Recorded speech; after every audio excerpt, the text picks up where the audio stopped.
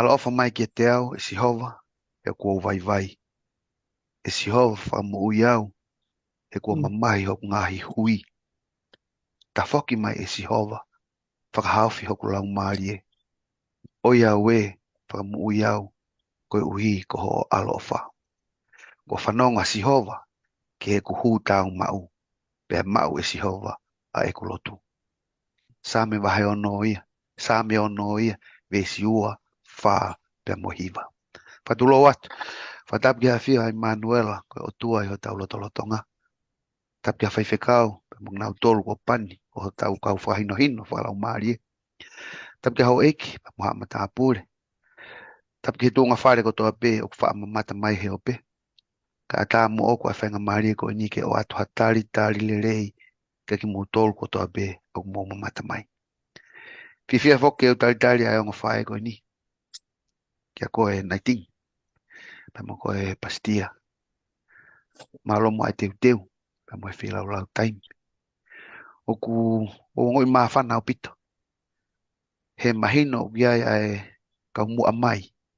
Ke whai mi ai ako. Ngā ue ai kau mui mai. Pea mahino ki au o whakaho ata le soni o wikeni. He tau ngā ue. O ngā whakataha kau mātua a moa. Pea mo kau reka moau. O mataha he ngā ue ai ki.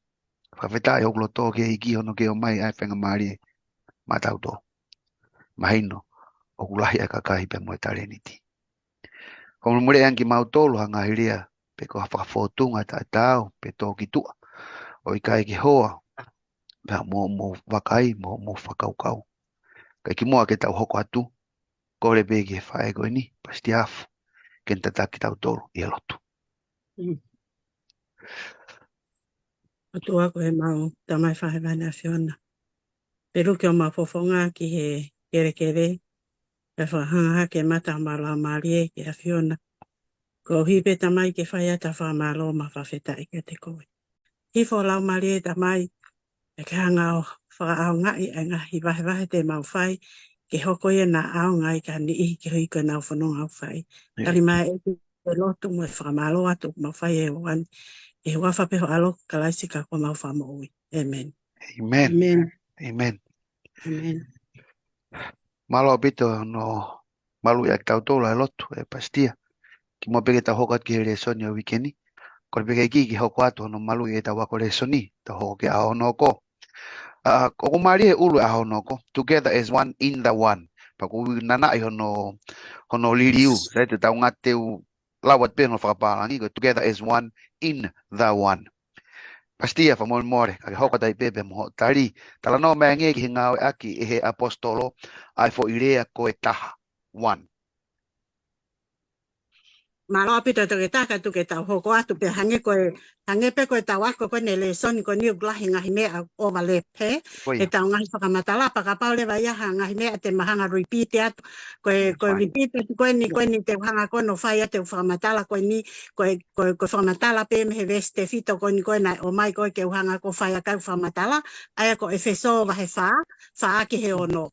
Ako ia i te ulawe atu pe i he whakate fito pe i he resi koe e wheso wahe wha ki he aia koe wha ki he ono ai koe tala no ai ni koe ki he taha i he taha ai ni koe kukanga koe whakawhehu i mai koe ke tau tala no atu koe ki ai koe i he whiawhini mai koe ki he wahe wha o si hawe wahe uruaki wahe ua wahe tolu tala noa koe paula koe ai koe me koe foi teaching period en a paula koe apostolo he a paula koe ke kakai koe o Efeso Faiman mai koe ke wahe wha hanga lewa e paula o langa i mai loto mawhana ke kai ngā lotu ko o Efeso koe uhi ko kamata ni ke nau hau me he teaching moe ako koe ke nau ilo ngahi mea koe ke nau hau ke application pakoe application koe pe koe nau kamata lewa ke nau mo ui aki koe tonga mo ui koe ia ko pau lewa ke loki whenga lewa e paula na to ke nau loto mawhana pakurea aki fo ke loto mawhana koe a tonga koe tonga koe whuka hatau mo unga ko tau loto pe tau o si sio pe ke loto mawhana e tonga pe hange mena e mamata tona paula he whai he kakai tonga mea ko loto mawhana he te gai ke hafu mala e apulu ia whanu kula ta pe me tuliki ko. Ko mea koe loto mawhana. He koe loto mawhana, koe mea whakalawa, koe mea ia tene hanga ko whakai, ai koe ki kai ngā lotu koe ni. Hanga lewa e paula li mai lewa ai fo i poini kona fitu kone nai hanga nai tingo lau mai koe I he kamata mai kone e tau le soni. Aia koe hanga ne paula o whakamanatu mai ka nau tolu koe whaunga ini o mea koe taha I he taha. He? Aia nani hanga lewa o whakahoko mai, aini ko whakahoko mai he vai wha, vese wha ke ono, ka pate mo toki hanga peo lau hifo no whakahoko hifo e paula. O ne hanga koe no tuku mai ai koe fo I taha koe e fitu koe ai koe nai whakalea koe ki ai anai tingi koe ane nai. Ai ka mata pe koe paula koe he ne whakalau tamai paula. Sino peta. One body. Aia oku ngawe aki lewa he tohi tapu ai sino o whaka uhinga ia ko sino ko siasia. Ai o he paula. O mai lewa paula sino mo siasi that's one. Patal mai lewa paula. Ko sino pe ko siasi o ku tahape. Nengo toko lahi kakai, but just one. Pakulu le ko kalaisi. Ai ko ulu ya ko ke sino ko kalaisi. Tahe lau mari ai ko hinga ko lau mari mani oni. O tahape. O kaketa hato e lau mari ke to pe ke to ya hafangiki lau mari. O ku tahape lau mari. Taha mo e tau amanaki. Ai ko tau amanaki leleien. O ku tahape, ai ko tau amanaki, O ka te pehe, ke tau pehe, ko whaumane tau hanga tau ni sapate. Pai rea hatai au tane to Katerina na against it. He kohi hau tahape. Pe ko pehe tahai whaunga koe e tau. Whake tau mea awhapa, ko whake tau wahe hong fulu. There's no other way, ko o ku tahape. O kai ke te rea te whanki to Katerina ia, ke te tupu hake me loto siasi, to go against it, because it's only one. Pea koe hoko, o ku tahape mo papitaiso. Ai papitaiso pe koni ko tau osi. Ai whai koe si suka lai se he vai soatani, koe tanu kakato e sino ke puri ki lalo, I he vai, ko mea ko tau whai ai papitaiso koe. Ata baptism, o kai ke tau toi, talia ngā nefa. O tua pe e ta. Pea pehe mai lewa paula. Pea koe tau tamai katoa ia. So koe whamatala ien koe paula koe a taha ke ki siasi koe no efeso ke nau sio ki iai. Koe mea e ko kui koe taha. Pea talangi lewa e paula. I longa lewa hangahi ngā ue. O ku mou ilo te mou whai. Ke wha u taha i siasi. Pea whai e ngahi ngā ue ko ia. Paka wiai lewa ngai ngawe o ku kai ke mo ilo he kai ke wha uta. Then just stop it. Ta ofia. He kwai tau e tau rea tonga o ku pehe. Nga hange hafo I ta fola whaka mo vete afi. Aia koe uhinga ai ta fola whaka vete afi. Ke taimi kou tau ai kou mau ko whangi. Paka koe hange ha whangi. Ta fola ma mea. O kai ke nau si I mate ka ave na tō lake afi. Pea koe nau fute holo ko ia. O nau hanga na tō whaka mo vete afi. Aia koe mea kou whema au koe paula. Oua te tau hange ha whangi I tā fola ke tau hanga whakamowete afi. Ka tau hanga ngā ue ake ngahi ulunganga kou tau ilo koe wha utaha I siasi. Live by it. Ai koe whakakore a koe ai apostolo whana koe ka tau tolu. Pea ka paule vai pehe e taha lewa siasi. Ka tau pehe lewa paula. Ka taha siasi e mo uilelei. O sinoia. Ka taha siasi e ongongolelei a si sukalaisi. He koia koe ulu. Ka taha siasi e laka ki mu ai ngā ue. E fia. E whonu ofa. E whonu melino. Hange koe na whakatatala no ka nai tingi. Pea whakataki. Pea whetoko ni aki. Pea hifo lewa e lau maria maani oni. He koe taha pe siasi koe ne hifo e lau maria maani oni. A hange koe na hoko koe a pentekosi. Taimi koe na nau tatari ai. Loto taha. Uonga taha, se ofa aki. Ko taimia nai tok hifo e lau maria maani oni. Pako ne hifo ko ia, whakawhonu ki nā tolu. Pako halewa nola, li liwe ngahi, lau maria toko lahi, ke nau luima kakalaisi. Likewise, tau whae tau tolu mea tau ko ia, ta hifo lewa lau maria maani oni, laka ki mua ngāwe, mo ui lele sino kalaisi pia, ongong lele, ta whakafoki lewa kia langi mo nau mo koloria. Ko ia pe malo. Amen. Malo pito e pastia. I think famon more. Fe whakaosio a hokoia. E veteki mea nge whakaukau whelawe. Ai o tua whakatupu pea mo ene whakatupu. Pea koe ha a e ongo o kumau e karistia ne I he mahino ki te ia ai whakaukau koe ni. Malo pito. tau hoka dai pehe ngai whakau koe ne o sa mai koe pastia. Koe vesi kono whate fitoa eni e fiso vai whawe se ono. Te lau ia tu pe. Koe o tua pe taha, moe tamai a tau tolu kotoa pe. Aia o ma o lunga he mea kotoa pe. Pea i he mea kotoa pe. Pea oku no fo ia aki mo tolu kotoa pe. Ka pau te mo whatonga e kotoa pe e utoa fia taha, ua, tolu, wha. Mari. Koe together nesia koe tau mo ui. A tau tolu whaunga koe si. O tua pe taha mo tamai, a tau tolu kotoa pe. Koe koe tamai pe a peni, koe tamai pe a aku, koe tamai pe a pastia, koe tamai pe a whaiwhekau, mo kau ele tā. Koe tamai pe a kau mei sayang e koe aki tau tolu. Koe tamai pe a nau tolu, nau tu holy. No. He is the Father of all of us. Koe whakakatoa e mo whakaluku fua, ai popoakia a Paula. Ke whakamahino ka tau tolu, koe o tua mo e tamai a tau tolu. Ma alunga he mea kotoa pe. Ko haide ne whakafuafua ia, ke ma alunga whau, o tua ke tau tolu, o e tau tamai. Koe tau tala noa pe ke he tamai, o te ongo i opa. O ku malu e te mo ui. O te ongo e te mo ui, o kakato. He te ongo e opu iai. Pere ke ngatai. Mea kotoa pe. Pere ngatai, o kunofo ia ak nau toli aki tau tolu. Ko he mea te tau tolu mo vete ai ka pau. He talma he lesoni ko o aha ko ni. Together as one in the one. So who is the one? It's God the Father, our Father. Pa koe tau lotu koe tau tolu he pongpongi he tamai he vani. Koe hae tau lotu whai. Ko e mau tamai o kui whe. Ok, vai. Ke tāpu ha ho huawa. Io, o taplea e huawa o tua. Ka koe tau tamai ke ofi ke aki tau tolu. Koe tau tamai ia tau tolu. Ma o lunga, talamai ka tau tolu. Koe ulu ia o mea kotokotoa pe. Koe ulu ia o mea kotoa pe. Pe tau tui e kalistiane ki ai. Na ne whakatupo e mea kotoa pe. Pule au niwe o tua he mea kotoa pe. He is in control he mea kotoa pe. I kai ngatai, o hune whakalele pe a mea kotoa pe. Talamai kolose vaharaki de se tāwhitu. Pea oku ki mu aia i ngahi mea kotoa pe. Pea oku tu umau pe ia teia a ngahi mea kotoa pe. Se o ke pau, o kai ka o tua ini oku. Hau pea taha talamaha ki mea oho whai mea koia. Hau pea taha talamai pe mo pe liliwa whakaukau ki ai. Koe mea ai ako o tau tauhi ai o tua whai totonu. Ko o tua au tu umau.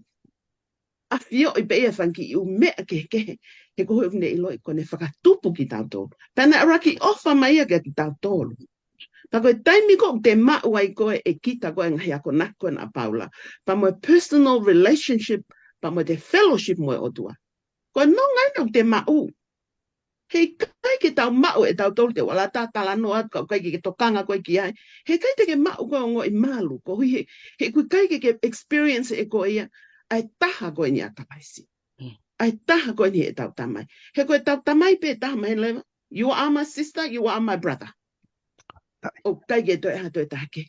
Tau totong lewa ke tau. E he fo i malu koe ia. O totong lewa ke tau o ngoi si asi. O tau malu. Malu i he ta whaakotoa pe. O kui kai ke unofa au he. Fusi au he. Fusi e he. Pe aska te tau fusi koe te tau a uki whea. Ka whakakole ka pau. Tau taha pe e tamai. O mahino lewe ke taha pe mea ko tau mahi noi. O mai pe whawhanga ki tau tolu. E he tamai pe ta. Ai ofa ko ia. Pe mea ne whakatupu. Fie lau koe kalauni ki tau tolu. Ai whakatupu ai o tua. Pe koe ngahi ongo e te tau mau. You will never ever get it. Unless you have that personal experience with God. Tau kange pe koe whiwhine koe na. Whiwhine Samelia. Na e ha. Na ne alu koe ana ne koe mo ui a koe toton ke ia ne mo ui. Na ne mau e mo ui he ako ia. Na ke toi kumke, na e kumi ke matawai ma puno puna. Ko hai ko klais koe tau tamai ia. Koe tau tamai ia. Koe maa ia mo ui ka tau whiekai ia. He talamai, ko klais koe hala mo oni pa mo ui. Koe tau tamai ia. Koe hala totonu ia, koe mo oni ia, au pito ia, koe ke taha me e koe whakabebe iua. Koe mo ui ia, koe mo ui ia kong ne whak mai ka tau tau. Hangi koe mea na lawe kia pastia. All in one, kātoa ngahi negativity o mo ui koe ni. Koe tau ka upekia klaisi, koe tau no ngā ia. No ngahi mea kotoa, kai ke toi whake. Kau tau fie mali peke tau mohe peke tau fie mali. He anga mo ui. E tau mo ui. Buia koe mahi no mo e taha ia kalaisi. Amen. Koe be malo. Amen. Whamore atu he mo mohea ne a fi. Malo pito ngo fae. Fe popo aki lahi au pito. Malo pito pastia. No mai whakaukau mi whaparangi ki whakatonga. Taha i he taha. Asi he paptaiso. Toka atirine. Patolu taha o tua. Malo pito e 1980. Tala no mai o tau taha i he tamai. Koia une whakalere mea kotoa. Koia kwa o niu. O imu ai he mea kotoa pe. And in control. Pako o tua o kutu umao. Ko uhi ko ia o tau mao e ongo ku malo. Apita ki iki malo apu ite tānaki lelei mo no baha lelei mai aha ko ia tau hoko atu ko le peke iki ke ni toko mai he tau tala noa he tau hoko atu ke aho noko. The exalted Christ, giver of gifts. Tā no menge nai tingi ki ngahi mea ofa o tau o sia ko uhi ko kalaisi. Sai, malo apito. Ai whanga mali e koe ni. Ka tu pia mua ke hanga o lawa tu ai vesi koe ni. Koe e wheso vai whae ni vesi tu ke hanga fulu. Pak toi hu mai whak mo same mahe ono fulu maa valo vesi taha valo. O ku pia ki whaelewe ki whekumi he kuhanga deo o ki hu mai vesi koe ni. Hu mai mo same. Pak ton leo ke whaha ki whekumi. Ke whaha whetau laki mo e whakau koe o e whiawhini. Koe vese fitu pe he mai, ka ko fuaki ke te tau tau tai tako toa pe, I offer grace. O whakatatau ki hano lahi o e fuaki a kalaisi. Whakatatau ki hano lahi.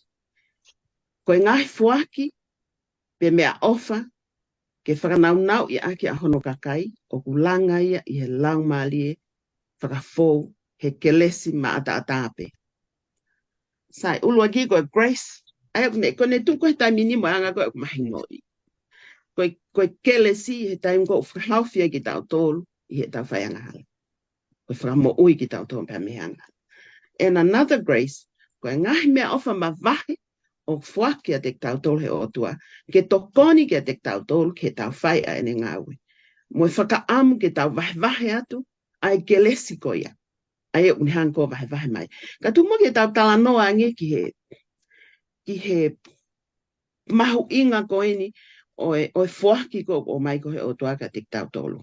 He ko tō taha ko tō pe o kwai hono fuaki, o kwai fuaki o kuangia te ia. He ngai fuaki ko tō pe o hau pe mo ia pe mehe o tua ko e tau tamai.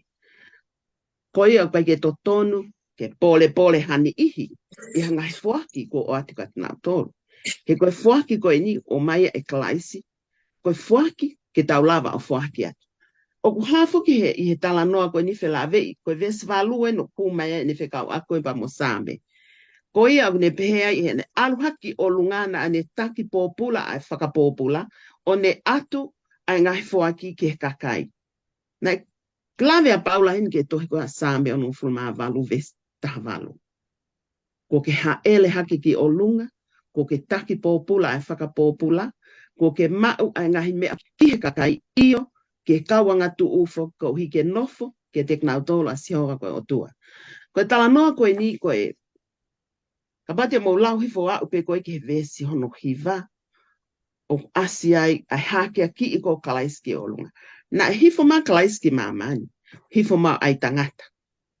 Ta koe taimi koe na ne fōu atua e ngai whainga taa ko toa pe o se no tutuki a ke kolosi ne lava I e whainga tau ko ia pena e hake a ki ia. Hake ki ia ke olunga. Hake ki ia ke ene tamai. Ki ma olunga lahi au pito ia. I ngahi langi ko toa pe. Koe ma olunga lahi koe ni koe taupotu tahaya. Aia nai hake ki ia. O ne a fio ia ta wha. Nima to o matau o otua. So this is where all the gifts come from. He koe ki mua koe I he kuonga koe he whanau a Isleli. Koe taim ko wikuna I e tau. Ko tō taha ko o nei kuna e tau, o tāna ke ia hi koloa ko ia. Ai ngahi koloa ko ia, me he ikuna ko e tau ko ia. Pea alue mo koloa ko ia, o vahe ia ki hono ngahi, mo kinau tōru koe na wo me ko ikuna e tau, o vahe ngahi koloa ko ia. Pea ko uhinga lewa paulahe ne o mai koe ke vaofi koe ke ne whakaukau. Ko kalaisi tonu en, ko hake ki ia ki langi. Au pito ma alunga ia, ki he nofo anga koe. ko klaisien o mai me yai ai ngahi mea ofa koeni a ngahi fuaki koeni ke tau tolu o kai ka o mai a matake o mai a pa me loto tata kia te koe mua ai na ni hanga i kono fahe i mai koeni koe whakaukau maho inga mono hanga e paula o mai ka tau tolu ke whakawhai ke kei ai klesi ofa e otua pa mo klesi fuaki e otua i he ngahi mea koeni ke langa kono siasi a ngahi fuako e kau apostolo vahe me o mai me o lunga me o si kuna e mam e o tuaia mamani e klaisia he kolosi koe tu ia mo e mafia e mala e tau na ne kuna e mamani pa koe ne alu koe no ni matau ko ia aku ne vahe mai ngai mea koe ni ka tau tolu ko ia aku ne vahe mai ngai fua koe ni kau apostolo kau whaiako kau ako naki mo kau kuia lave a Paula tala mai Paula so koe lave koe na a Paula aku ne pehe koe time life we go according to the passion we have. Koe ngawe koe na Paula. Na osa Paula he kuhili. Kai ki toi oma e Paula he kuhili. He na tupu e me family koloa ia. Ma umea. Pehe e alo maalunga society. Io na e maalunga Paula society. Hina ne whakatanga e kakai lotu. Ya haimea na hoko. Ma fuli pe koa Paula koe hala tamaskusi. Ngalo ko toe ngai mea ya koe. Tali e Paula e hui koe na o mai koe me olunga au pito. Me hake ki ko kalaisi koe ki olunga ke nima to matau e otua. Koe hui ana e tari koe Paula. Ne pe e Paula o se ngai mea koe. Koe hui maho inga e nia ka te au. Koe ia kou popula i kia kalaisi. Koe iko no hui koe au. Koe kalaisi. Ta koe ngai mea ia koe fuaki mea ka tauto. Ke ha. Koe hike whakamau luta a ke nofo. Ai siasi. Ke ko klaisi koe ulu e siasi. Koe tāpua ki o mai me. Pea oua te tau whaiha mea siasi. Ke whaiha mea ke ngari i laia siasi o klaisi. He ko a whio mai toko tahana ne fuake ngahi gift ko ia ka tau tolu. O kui kai ke tau whailele e ngawe. O kui kai ke hoi fualele mai ke tau. Ko ia tā wai ke tau ngawe whaka utu mau kuhe e tau wholofla. Ke tau wako e mo oni. Ke ako ne kina he tala mai. Ko klaisi ko hala mo oni pa mo ui. Kai ke taha toi hala ke ko klaisi pe. Paka pau o mai ngai fuaki ko ni pa me nima to matau e otua. Ke aki tau tolu ko ngai fuaki at kan i ke nau mo ui. Ha me au tau tukuai. Ale leita haka kai ke tau fai. He koe ko ne omi osko toa malang. Kai ke taha toi mea. Ko klaisi ko ia. Ke ulu i mea ko toa pe. Pe ko ngai fuaki a ko une ome. Ko lave ati a koe o e fia fin fe lave i pa mo e tala noa koe ni o pe o mahino atu. Ai ngai vahe koe ni. Nalo. Mahino pito e 19. Malo 19. Pastia whamon whihui whakaose a hokoia. I mahino e mea ofa au tau mau mia kalaisi. Ko haa e whakaloto toa au tau mau. Ke hoko atu aki a e tau pirikimi. Malo pito ke tāpo ka hange ko sio ku ke manako peke ke whai mai pina i hui whakaltupulaki, whakaloto toa. Tupulaki ane nai pa koe ko whakaloto toa. Whamalota ka nai tingi. E ko hiko e mawe si pēna, o ko mai ko te hulhulo ake aho ko nia e wheso vai whawe se fitu ke hongo hulo. Ai ngahi mea ofa ko ni ko hanga koe e si sukalaisi o vahe mai ko te tau tolu. Pa ko whehu i le vai pa koe hale waka whounga ke tau hanga whakatupulaki, he? Pe te tau hanga o ngahi ai ngahi whounga ko ni ke alu petai ni mo ne toi alu kene sayang mo ne leleang, he? Pakoia toke tā ko hifoku o te tala noa nai tingi whamatala i lele ma vesi. Kau hanga pe au ia o whai atu haki i whakotu upe me he tawha aki koe uhi. Koe ke whakakakano ke atu mo whakaloloto ke ata e tala noa koe nai whai koe nai tingi. Napsi o lewa ke ngā ue koe nai whai koe Paula. Pea pau hanga lewa o seo koe ke ngā ue pau pehe. O hange eni. A fo i pepa koe o hanga koe Paula a koe i kene kawako. Ta os ilo ko tape ka pau tau o whaha ngahi ako ke ngahi tau mua o tawa. O mai pepa ulo aki koe ha, pepa ua koe ha, pepa tolu koe ha. Pa ko si olewa ke fo i ngawe koe na Paula mo fo i ako koe na Paula koe mo kau efeso. O hange ha ne hanga vahe whakongkonga ke konga lalahi e wha. A fo i pepa koe ni koe na ne hanga ko whakahoko koe. Ke au koe ke at the end. Ko nau achieve a tau mua koe na Paula koe na whai koe ka nau tolu.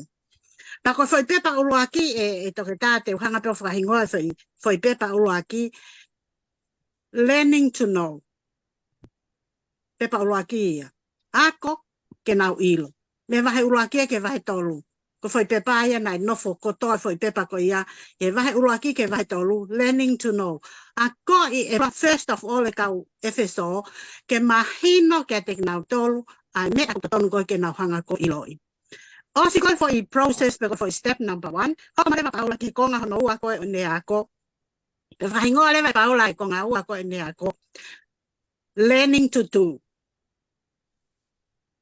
o mai le va me ako na mo ako pe o mai le vai ki he pa kamata le va ke mo hanga le va ako ke mo fai ai nga hinga o ko na hanga ako ya tu ko he pe pa uruaki ta na ho ko mai le va ki ai alat le va o si kamata le va ka o ya ke na fai ai foi ngawe au ko ke pepa no tolu whakahu ma lewa paula learning to live with others aya ko le sonia ko ni learning to live with others ako lewa paula kana tolu this is how you're gonna be united as a church ko enia learning to live with others ko foi lea mau inga lahi tahai ke tonga ko tauhiwa relationship mahu inga au pito ako lewa paula ka te nau tolu o mai lewa ho mo ngahi ilo o mai lewa ka mata ke mo ngawe aki o mai lewa ke heanga no fo te mo poto heanga he no fo mo poto he tauhi ho mo va ko hika ha kalava ke mo fa uta o si pe ko e na wako ko ya o mai lewa paula ke last stage of the learning process learning to become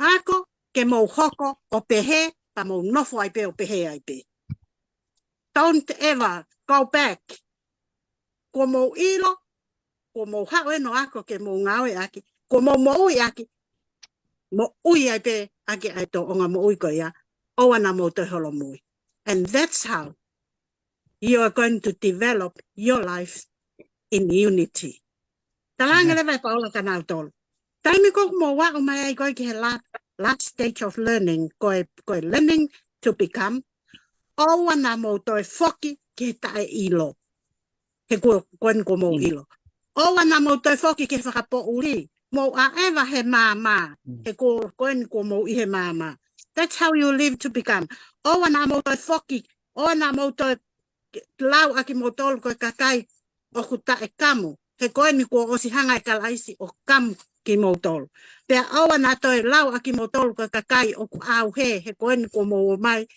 ko kakai mo tol ko mo kau mai ke tala o fa mo no foi ku ma leva paula he vai fa ves ulaki mo a eva o whakatatau ki ho mo ui ko fai ka te mo tol I he tui aya ko ne sio ko paula ko ke ki kulupu ko ni ko osi ko to ngahi me a no whakahoko mai ka te mo tol mo nofo ai nofo ma ia kalaisi e ko kalaisi o ku ia ia matavai o mo ui ko kalaisi ten hanga toko ni ki mo tolu hanga le vai paula highlight ka kalaisi ke na mo ui ko kalaisi ko ia ku ma o me ke le si ko ni ko mo ma o kalaisi pe a me a koto pe aya kalaisi ke mo ui te tuku ke kalaisi pe pato pele vai paula taimi ko mo ai we ta o ku ikai ko o mo ui ka ko hai kalaisi o mo ui pato ke ta malo bito ngo fefin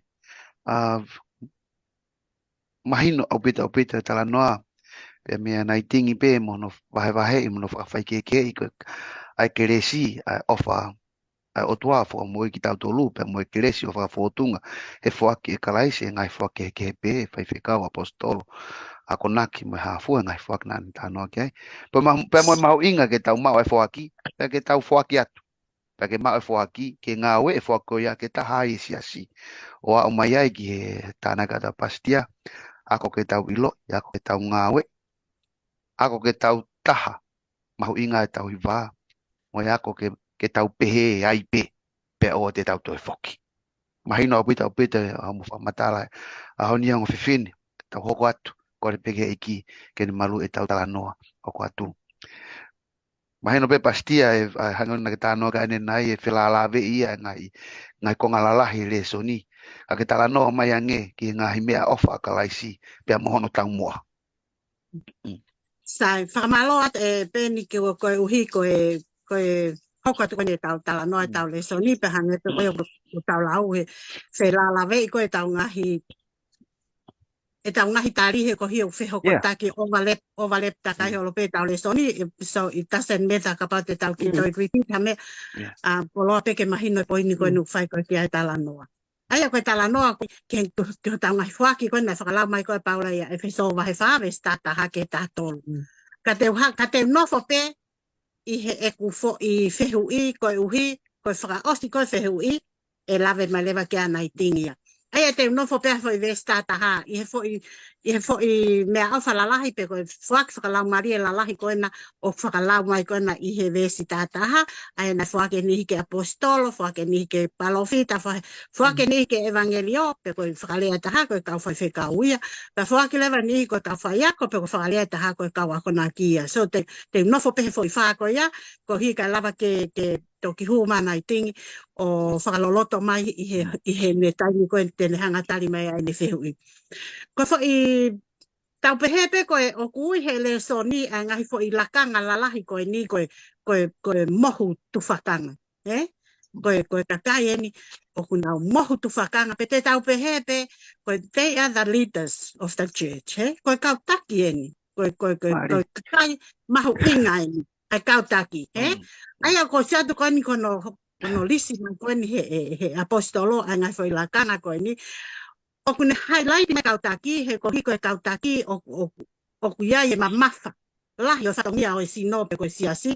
He ko hiko nau taki ke lelei. He ko hange koe tau lea tonga ko pe ka lelei pe a ka maa pe matawai.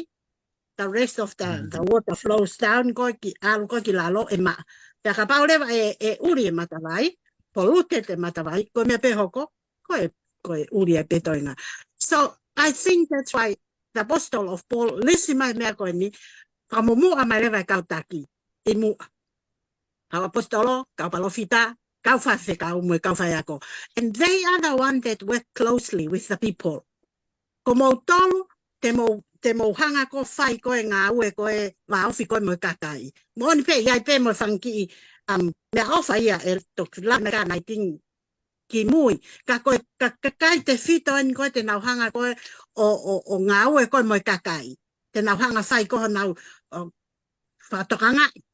Whatokanga. Te nauhanga o whahinu whatontonu. O kakai, te nau whakamanatu ka nau tōrhanga hi mea au tautonu ke whakamatu. Pea tuku kotoa lewa whalala ke galasi koe ke ngahi me afa whakalau maria koe ni. Pea awa na pehelewa he toe ngā ia. Koe ngahi mea afa ia lalahi ia koe whai pe nau tolu ko tau tolu ka kaha tau aonga tau tolu you can just hang around pe tau tolu si aki. No, e tok whamamawha ia e nai ting. Anai e mea koe ia. Everyone have to participate i hono langa hake koe ni. Hono puke wha utaha koe ni ai sino. Aia koe kau taki mua koe ni he siasi pe utaula. Mantui te nau hanga hake lewa ke he ulu. Aia ko sisu kalaisi ia koe ulu ia. Ai ni koe na whakamatala koe nai tingi. Mono ngahi whonu, mono ngahi mohu. Ai ni koe utala mai e paula koe i he vesi wa tolu koe whesova ai ulu aki. Aia ko hono sino koe whonu o ia o kune whakawhonu kotoa pe i he mea kotoa pe. Aia ko tau sio koe ni ngahi mea kotoa pe whonu kotoa ia kalaisi. Pa sio haka lewa ai kau taki ko ni ka kalaisi.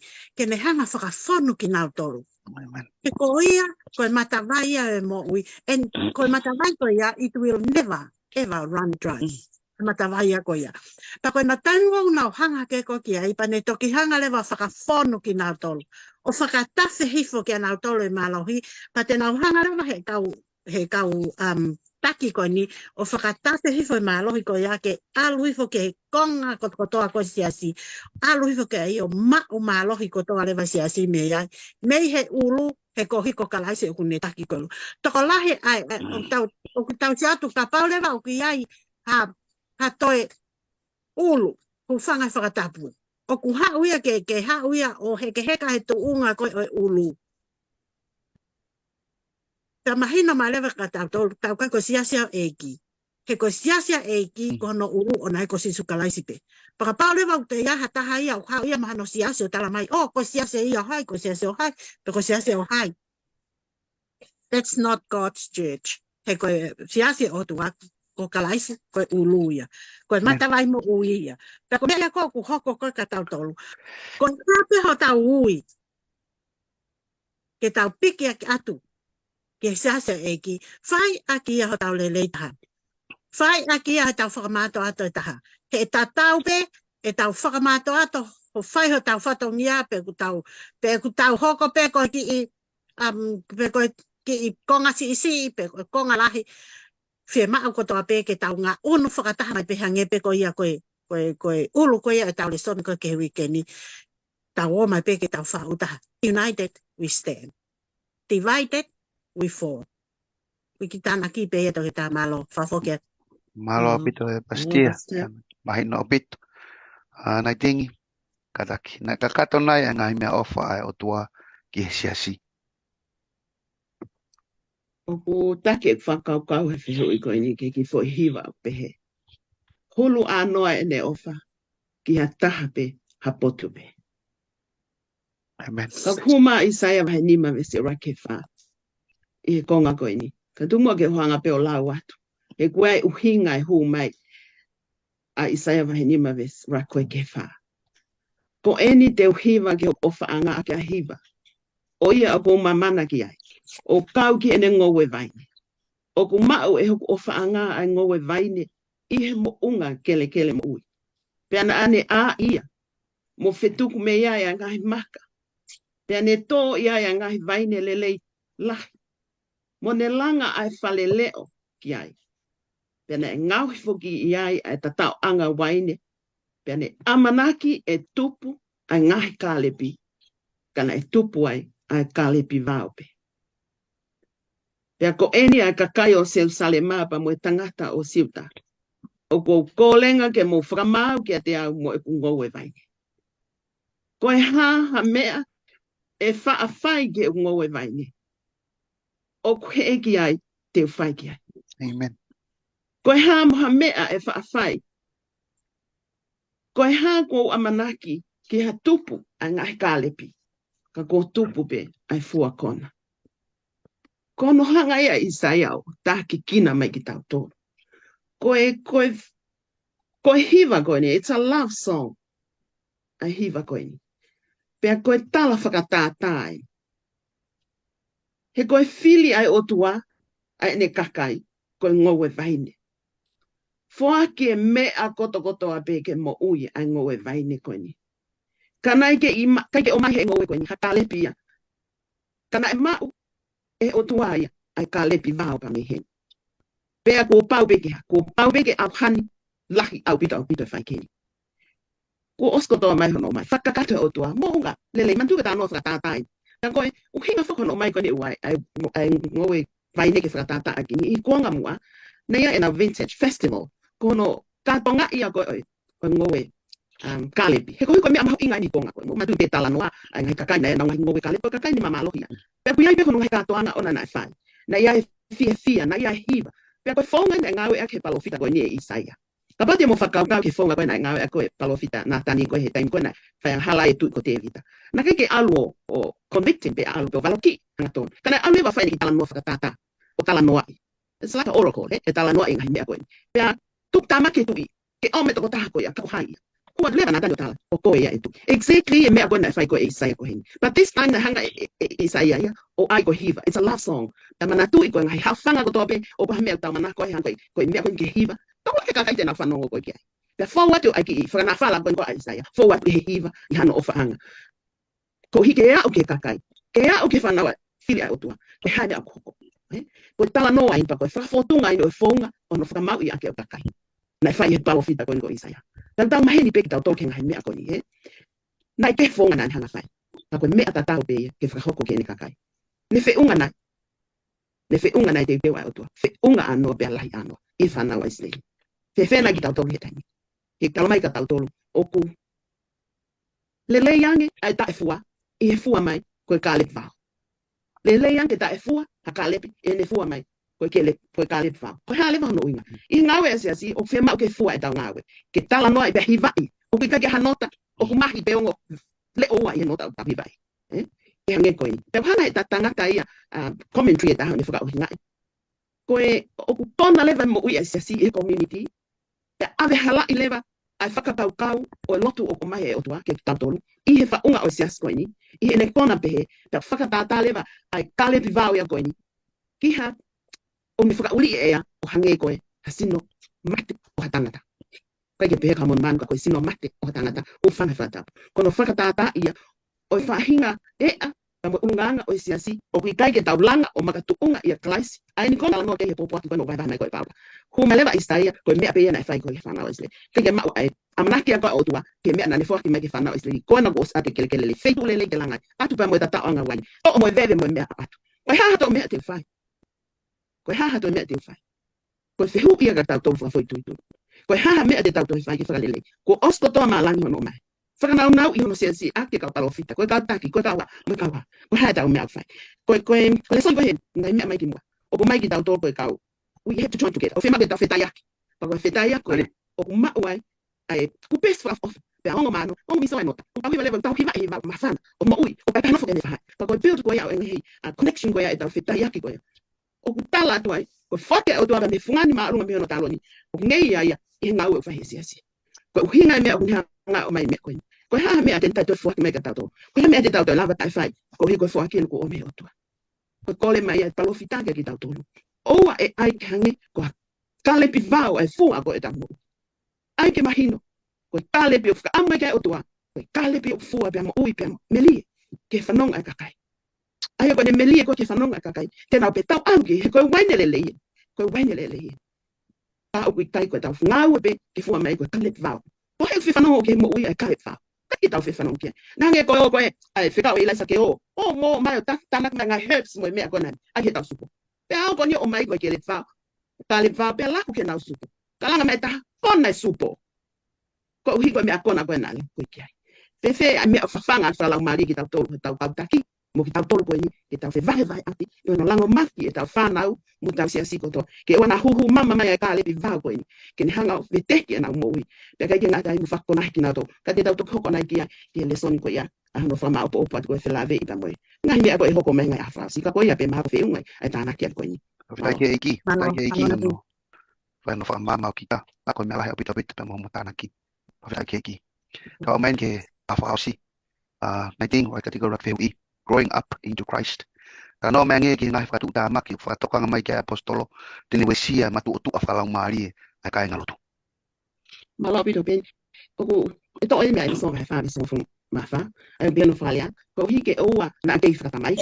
O whilili aki mo whi awe aki whano he matangi o e ako naki kotoa pe i he poto kākā o e tangata. Mo e poto i he whie muka. Aia o nao toka tata o ai ke kākā. Matu tā maki lea o e vesi koe. I loto ia i o hu. Lahi au i hea hu o fufu i loto ia. Ka ko hinga huma e vesi taha. Ko hiko e mea lawi ka pastia kodi mo ate vesi. Tahaua vesi tahtolu. Ko hike mo nofo e mea koe. Ke oa na tau hoko toa pe ke whakataha. O tau mai ke oa ke tau hoko kotoa pe ke whakataha i he tui. Pea mo i lo i o tua ke tangata hauhawa, ki he fuafua ahono lahi o whono o kalaisi. Ko malewa vistafa, ko e uhike o wana akea, whakatamaiki. Tā koe tau kei whakatamaiki, ko kei ke tau whaine o talamai o tua. Ko lea o e peka tālanga ha mea, ko ase lewa whakatamaiki. Ko kei ke ase lewa e unganga whakamatu o tu ahe. He koe tui, o ku hai ko toa peki tau tolu he fo i lea koe tui a kalaisi. Mana tui koe pōpula ki tau tolu a kalaisi. Koe o mai koe e paula ka tau tolu. I he mea ko toa pe. Pōpula ki tau. Hae ki tau tolu. I he tau tarifatongia mehe. Miho no ui ki tau tolu he kamata anga tau. O hae ki tau tolu. Heku. O hae vese koe nufa tu tamai. O tamai o te mo wanga whakatamai ke tai. Koe mea whaka mamahi e tau sio ka tangata eiki. Ko tau sio atu o wai ko aru e ka ki iwai he vehala. O kau pehi ki iwai. Ko ni o tangutu ai peo kau ai pehi ki iwai. Koe fo i pai ki tau ilo po hea mea koko. ko fele ang hai ko fele fe tu ke ai ka kone alu ko ma tu ai sino ka ke ma tu ai atamai ke tonga pe te tau pe leva ko anga fakata mai ki ke tau fakata mai o ia pe no hinga lele ona anga fakata mai ki ta lau ke sisu ke tau hokka fangita mai ka tau lava e pure anga lang ka kone a mai ko ke toka te line pa mo tau tu ko tau tol ko si o fe ma ke to e unga anga fakata mai ki me tau mo tau no fo ma he tui pa tau ma o klaisi ke tau tol ke o te tau anga fakata mai ka kai ke ngatai he kalewa ke to li ta kai holo tau to kai ke feli aki holo ki tau to ko feli li ako ni o kai pege ha peisi tau o ki kai pege langa tau mu e tau to hango le soni ko si ke lo loto fa lai ma lunga pe kai ke tau ilo po hano ngata ko ike lava ke tau waka pe tau tu ma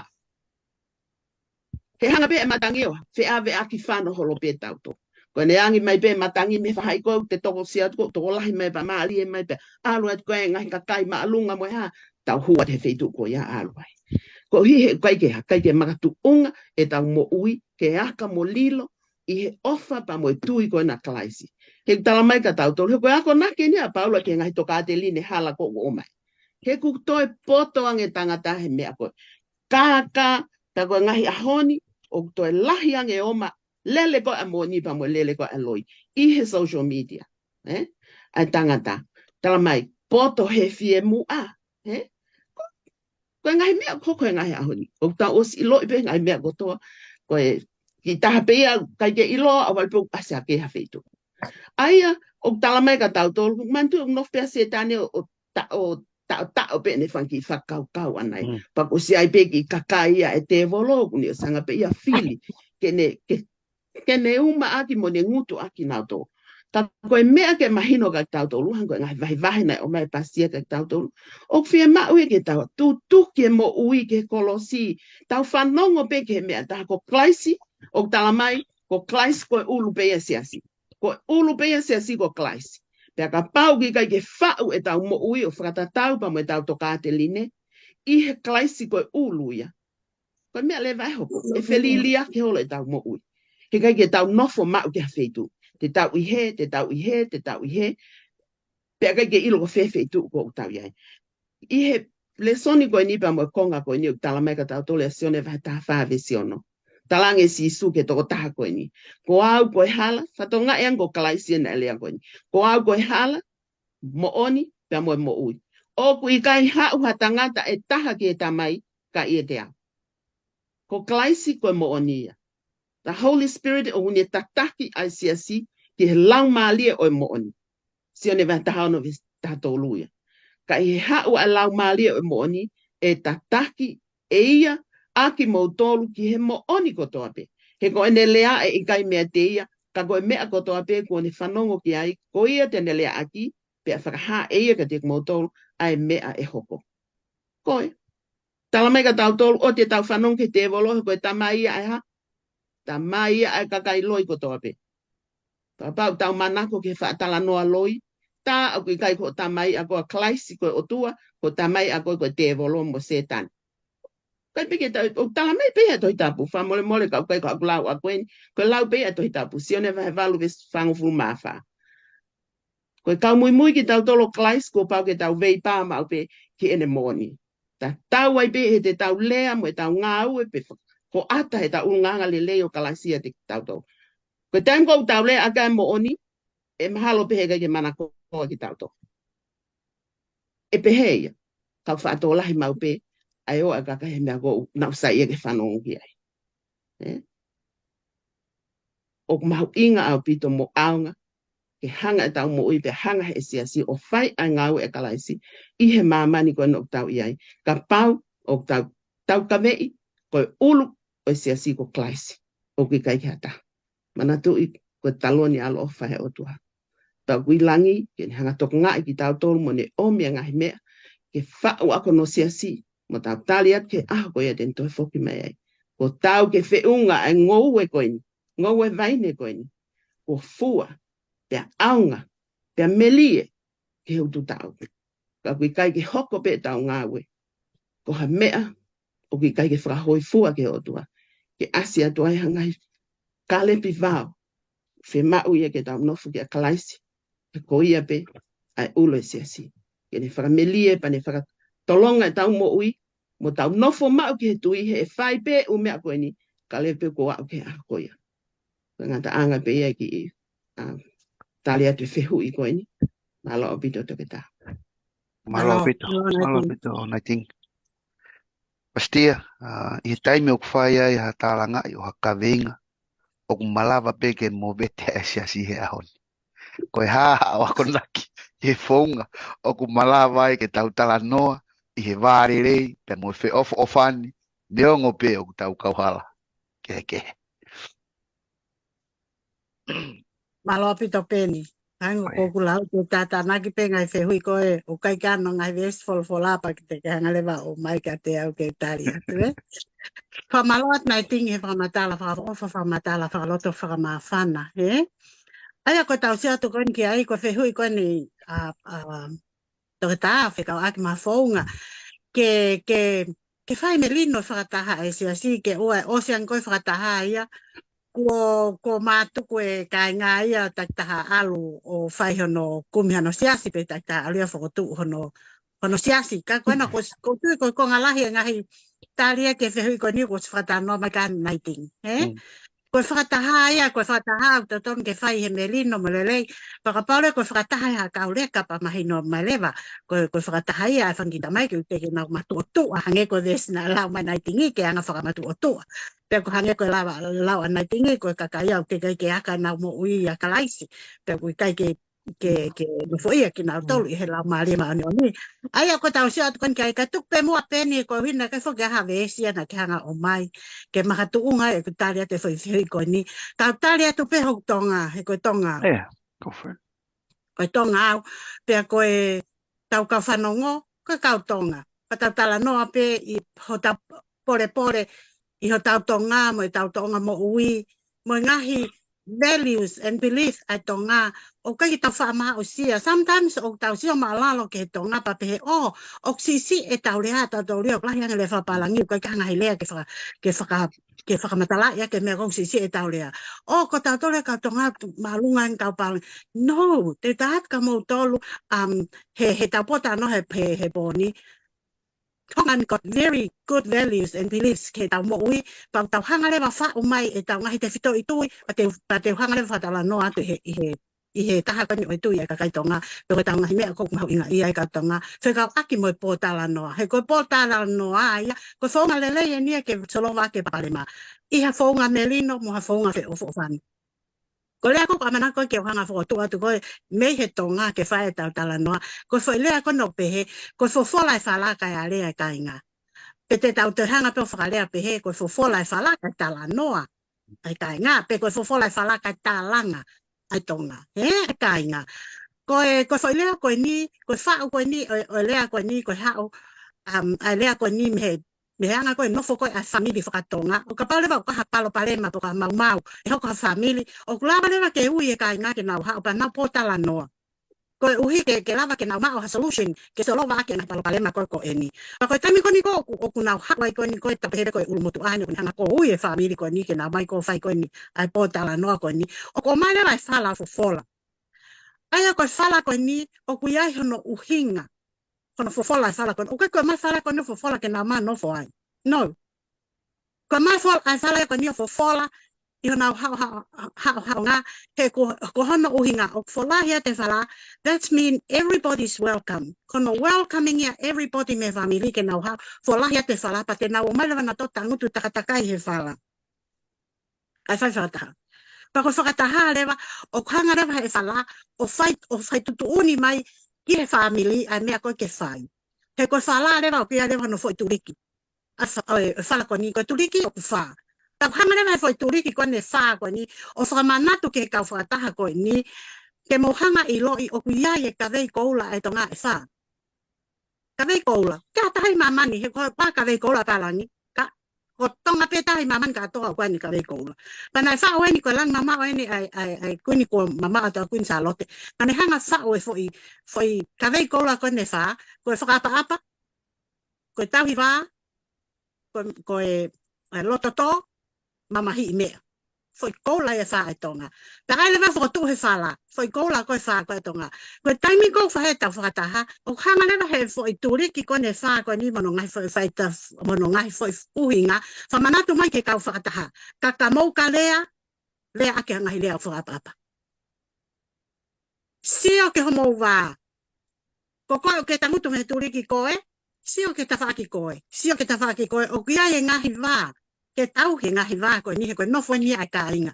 Koe tonga ia o koe ke individual living ia. Koe tonga collective living.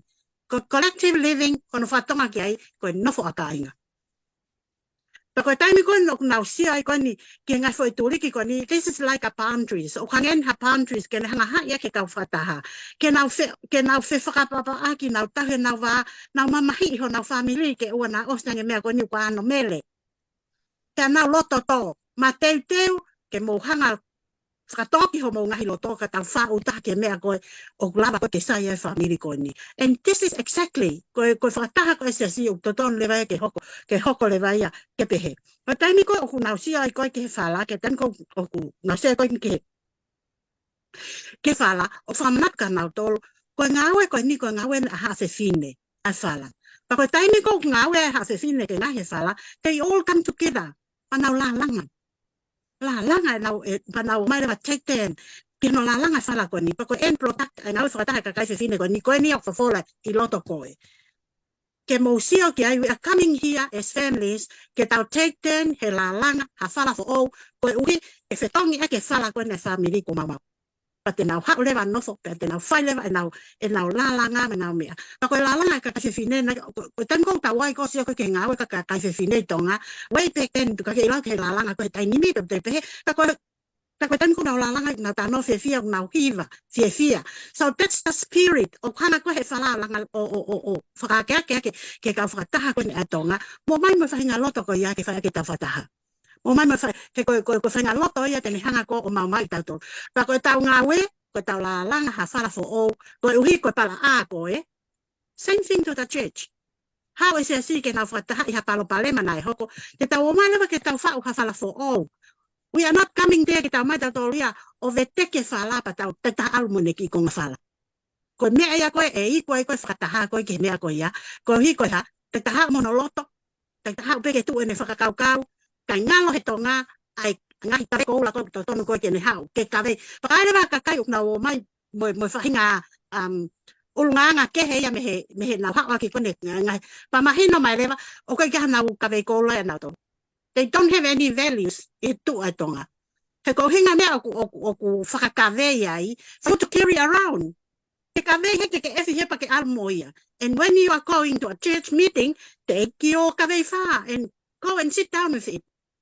Paka pale wa kwa hakakai o nau hau na to lea ta whakapa vidi taki pe ke whai ke na uwhi atu ke tangutu mai ae ka ke na uwhi atu ke whawhikau ka ke na uwhi atu ke toko taha novo mani ta whaki ka na whai hanga hi lea tai tau ngai lea that means they have nothing o nau maha o nau leka angi ko lau ka nai tengi they're still kids they need to be taught ke nau ilo pe ko haa mea koku to tonu koe ke nau whai before they come to the meeting o to tonu ke nau grow up ka nau waka ia kalaisi and bring their four kola ke na ha mo ia tangu tu me he whakataha pa ko taimi ko whai ai ko whakataha ko ai tonga o tatonu ia ke osia nge na fofani na melino pa ko ku popo atu ko to ke ta ko ki hafonga ko ke mo vete ai ko sia si go back to your Tongan roots anu ki ai ke tana ki mai ko tau ulunga ngale lei whakatonga mo tau ngahi values whakatonga mo tau ngahi tui whakatonga o mai because it's so important kia tau tolu e stongan, pa tau mai no foi murini,